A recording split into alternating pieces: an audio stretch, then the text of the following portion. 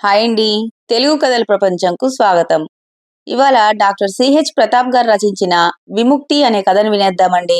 నగరపు కోలాహలానికి కాస్త దూరంగా నిశ్శబ్దంగా ఉన్న ఒక విశాలవంతమైన అపార్ట్మెంట్ సముదాయంలో ఆ ఫ్లాట్ ఉంది. విశాలమైన హాల్, ఆధునిక వసతులతో కూడిన 3 పడక గదులు, నగరాన్ని తలపించే పెద్ద బాల్కనీ, ఇవన్నీ చూసి అరవింద్, సంజయ్ దంపతులు ఆశ్చర్యపోయారు. గోడలకు వేసిన రంగులు ఇంకా కొత్తగానే ఉన్నాయి. గదులన్నీ పగటిపూట కూడా వెలుతురుతో నిండి కలకల్లాడుతున్నాయి. అన్నిటికంటే వారిని విస్మయానికి గురిచేసింది ఆ ఫ్లాట్ ధర. ఆ ప్రాంతంలోని ఇతర ఇళ్లతో పోలిస్తే ఇది సగం ధరకే వస్తోంది. ఇంత తక్కువ ధర ఏమిటి? ఇందులో ఏమైనా రహస్యం ఉందా అని సంజయ్ అనుమానంగా అడిగితే, ముందున్న కుటుంబం అర్ధాంతరంగా వేరే దేశానికి వెళ్లిపోయారు. యజమాని ఆర్థిక అవసరాల రీత్యా త్వరగా అమ్మేయాలని చూస్తున్నారు అని బ్రోకర్ చెప్పిన మాటలు వారి అనుమానాలను పటాపంచలు చేశాయి. ఆ అపార్ట్మెంట్ చుట్టూ ఉన్న నిశ్శబ్దం వారికి ప్రశాంతతను ఇస్తుందని భావించారు. లోపల గాలి కాస్త బరువుగా ఉన్నట్లు అనిపించినా కొత్త ఇల్లు కదా అని వారు పెద్దగా పట్టించుకోలేదు. అదృష్టం తమ తలుపు తట్టిందని, తక్కువ ధరకే అద్భుతమైన ఇల్లు దొరికిందని వారు ఎంతో సంతోషించారు. అది ఒక గొప్ప వరంలా భావించి ఎటువంటి జాప్యం చేయకుండా శుభముహూర్తాన వారు వెంటనే గృహప్రవేశం చేశారు. మొదటి వారం అంతా కొత్త ఉత్సాహంతో గడిచిపోయింది. కానీ 8వ రోజు రాత్రి వాతావరణం ఒక్కసారిగా మారిపోయింది. అర్ధరాత్రి 2 గంటల సమయం. నిశ్శబ్దంగా ఉన్న ఆ ఇంట్లో వంటగది నుంచి పాత్రలు గలగలా మోగుతున్న శబ్దం వినిపించింది. ఎవరో వంటగదిలో పనిచేస్తున్నట్లుగా, గెరిటెలు పల్లాలను తాకుతున్నట్లుగా ఆ ధ్వని స్పష్టంగా ఉంది. సంధ్య ఉలిక్కిపడి నిద్రలేచింది. ఆమె ఒళ్ళు భయంతో జల్దరించింది. అరవింద్ ధైర్యం చేసి లేచి వెళ్లి చూసేసరికి అక్కడ ఎవరూ లేరు. కిటికీలు అన్నీ లోపల వైపు నుంచే బిగించి ఉన్నాయి. చుట్టూ గాలి కదలిక కూడా లేదు. ఆ నిశ్శబ్దంలో కేవలం వారి గుండె చప్పుడు మాత్రమే వినబడుతోంది. ఫ్రిజ్ పై ఉన్న ఒక గాజు గ్లాసు అకస్మాత్తుగా కిందపడి ముక్కలయింది. అది ఎవరు నెట్టారో అర్థం కాలేదు. గదిలోని ఉష్ణోగ్రత ఒక్కసారిగా పడిపోయి చలి పెరిగినట్లు అనిపించింది. బహుశా పిల్లి ఏదైనా వచ్చి ఉంటుంది, లేదా మన భ్రమ కావచ్చు అని అరవింద్ తనను తాను సమాధానపరుచుకున్నాడు. కాని ఆ చీకటి మూలల్లో ఏదో కదిలినట్లు సంజకు అనుమానం కలిగింది. అది కేవలం ఒక భయంకరమైన ఆరంభం మాత్రమే అని వారికి అప్పుడు తెలియదు. ఆ రాత్రి నుంచి వారికి నిద్ర శాశ్వతంగా దూరమైపోతుందని వారు ఊహించనైనా లేదు. మరుసటి రోజు నుంచి వింత సంఘటనలు పెరగసాగాయి. అర్ధరాత్రి వేళ బాత్రూమ్ ట్యాప్ తనంతట తానుగా తెరుచుకొని నీరు ధారగా కారటం, హాల్లోని గోడ గడియారం సరిగ్గా 12 గంటలకు ఆగిపోవటం వారిని భయభ్రాంతులకు గురిచేశాయి. ప్రతిరోజు నిశ్శబ్దంగా ఉండే ఆ గదులలో అకస్మాత్తుగా ఏదో అదృశ్య శక్తి తిరుగుతున్నట్లు అనిపించేది. అల్మారా తలుపులు వాటంతట అవే తెరుచుకోవటం, గదిలోని వస్తువులు స్థానభ్రంశం చెందటం వారిని మరింత కలవరపరిచాయి.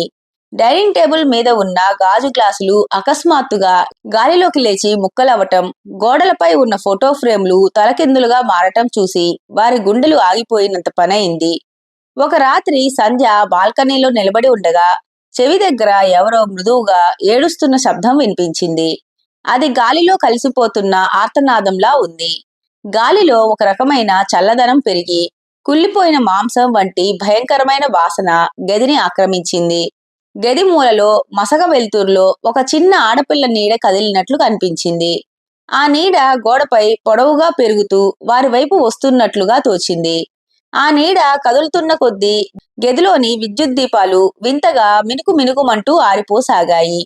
చీకటిలో ఆకారాలు లేని అడుగుజాడలు నేలపై తడి ఆనవాళ్లుగా ప్రత్యక్షమవటం వారిని దిగ్భ్రాంతికి గురిచేసింది. గోడల నుంచి ఎవరో గోళ్లతో గీకుతున్న కర్ణ కఠోరమైన శబ్దాలు వినిపిస్తూ ఉంటే ప్రాణభయంతో వారు ఒకరినొకరు హత్తుకున్నారు. గదిలోని వాతావరణం మంచులా చల్లగా మారిపోయి శ్వాస తీసుకోవడం కూడా భారమైంది. ఆ అదృశ్య రూపం వారి చుట్టూ తిరుగుతూ గాలిలో అస్పష్టమైన కేకలు పెడుతున్నట్లుగా అనిపించింది. ప్రతి అంగుళం ఒక అభౌతికమైన ఉనికితో నిండిపోయి ఆ ఇల్లు ఒక మృత్యుకూపంలా వారిని మింగేయటానికి సిద్ధమైనట్లు తోచింది. ప్రతిరోజు నిశ్శబ్దంగా ఉండే ఆ గదులలో అకస్మాత్తుగా ఏదో అదృశ్య శక్తి తిరుగుతున్నట్లు అనిపించేది. అల్మారా తలుపులు వాటంతట అవే తెరుచుకోవటం, గదిలోని వస్తువులు స్థానభ్రంశం చెందటం వారిని మరింత కలవరపరిచాయి. అద్దంపై ఎవరో తడి చేతులతో నన్ను వదలకండి అని రాసినట్లుగా అక్షరాలు ప్రత్యక్షమవటం వారిని మరింత వణికించింది. సంధ్య వణిగిపోతూ అరవింద్ను గట్టిగా పట్టుకుంది. అరవింద్, ఇక్కడ ఎవరో ఉన్నారు. ఆ ఏడుపు విను, ఆ నీడ చూడు అని అరిచింది. అరవింద్ గుండె వేగం పెరిగింది. అతని ఒళ్ళు చెమటలు పట్టింది. ఆ ఇంట్లో ఏదో అపశకునం ఉందని, తాము ఒక అదృశ్య వలయంలో చిక్కుకున్నామని అతనికి స్పష్టంగా అర్థమైంది.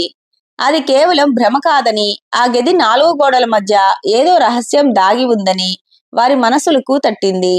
పెద్దల సలహా మేరకు వారు ఒక అనుభవజ్ఞుడైన పురోహితుడిని పిలిపించి శాంతి హోమం చేయించారు. మంత్రోచ్చారణల మధ్య గంగాజలంతో ఇంటిని శుద్ధి చేస్తూ ఉండగా ఒక్కసారిగా గదిలోని దీపం మారిపోయింది. గాలి గట్టిపడి ఊపిరి తీసుకోవడం కష్టంగా మారింది. పురోహితుడు గంభీరమైన స్వరంతో, ఇక్కడ ఒక అసాంత్వనాత్మ తిరుగుతోంది. ఆమె ఏదో తీవ్రమైన వేదనలో ఉంది అని హెచ్చరించారు. హోమగుండం నుండి వెలువడే పొగ అకస్మాత్తుగా సుడులు సుడులు తిరుగుతూ ఒక ఆకారంలా మారటం చూసి అందరూ నిశ్చేష్టులయ్యారు. ఆ రాత్రి హోమం తర్వాత కాస్త ప్రశాంతంగా ఉన్నట్లు అనిపించినా రెండో రోజు పరిస్థితి మరింత భయానకంగా మారింది.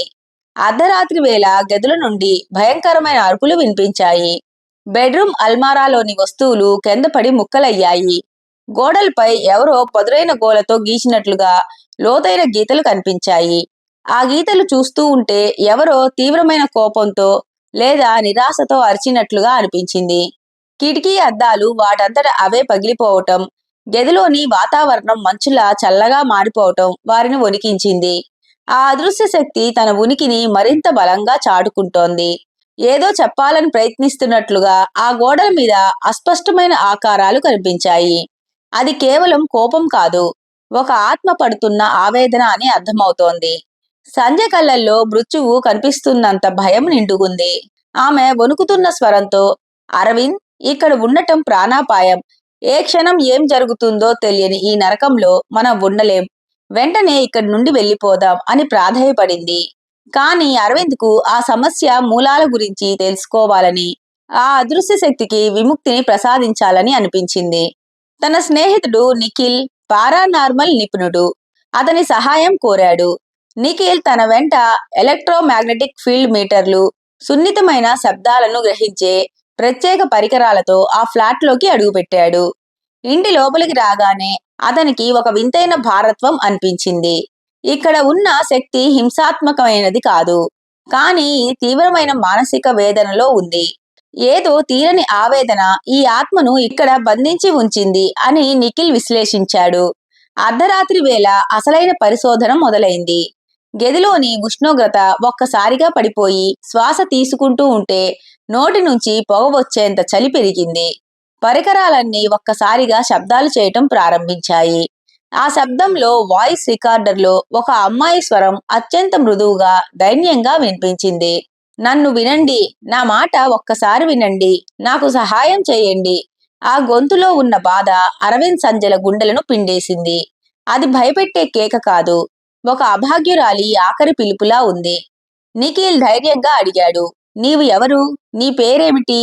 నీవు ఇక్కడ ఎందుకు ఉన్నావు అని అడిగిన ప్రశ్న గదిలో ప్రతిధ్వనించింది. కొద్దిసేపటి నిశ్శబ్దం, మౌనం తరువాత గదిలోని వాతావరణం మరింతగా చల్లబడింది. అక్కడ ఉన్న అద్దంపై ఆవిరి పట్టినట్లుగా మసకగా అక్షరాలు ప్రత్యక్షమయ్యాయి. ఆనంది అని. ఆ అక్షరాలు చూసి సంధ్య వణికిపోయింది. మరుసటి రోజు నిఖిల్ పాత పోలీస్ రికార్డులను, వార్తాపత్రికల సేకరణను పరిశోధించగా ఒక భయంకరమైన నిజం బయటపడింది. 5 ఏళ్ల క్రితం ఇదే ఫ్లాట్లో ఆనంది అనే 16 ఏళ్ల అమ్మాయి తన ప్రాణాలను వదిలేసింది. ఆ పసిప్రాయంలోనే తన ప్రేమను తల్లిదండ్రులు అంగీకరించలేదనే తీవ్ర మనస్తాపంతో బాల్కనీ నుంచి దూకి ఆత్మహత్య చేసుకుంది.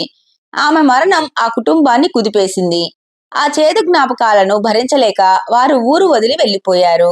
కానీ ఆనంది మనసులోని ఆవేదన, ఆమె తీరని కోరికలు ఆమె ఆత్మను ఆ గది 4 గోడల మధ్యే శాశ్వతంగా బందీ చేశాయి. ఆమెకు విముక్తి లభించలేదు. ఆమె వేదనకు సమాధానం దొరకలేదు. అందుకే ఆ గదిలో ఆమె ఉనికి నేటికి ఒక అదృశ్య నీడలా వేధిస్తూనే ఉంది. ఆ ఆత్మ తన కథను ఎవరికైనా చెప్పాలని, తన బాధను పంచుకోవాలని ఆరాటపడుతోంది.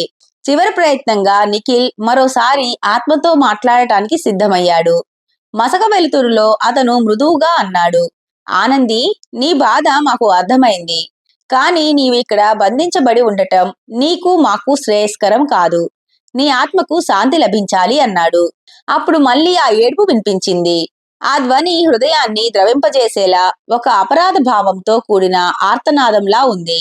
గదిలోని దీపాలు అకస్మాత్తుగా వెలుగుతూ ఆరుతూ ఉన్నాయి. సంధ్య ఈసారి భయాన్ని వీడి ధైర్యంగా ముందుకు వచ్చింది. ఆమె మనస్సులో ఆ అమ్మాయి పట్ల జాలి కలిగింది.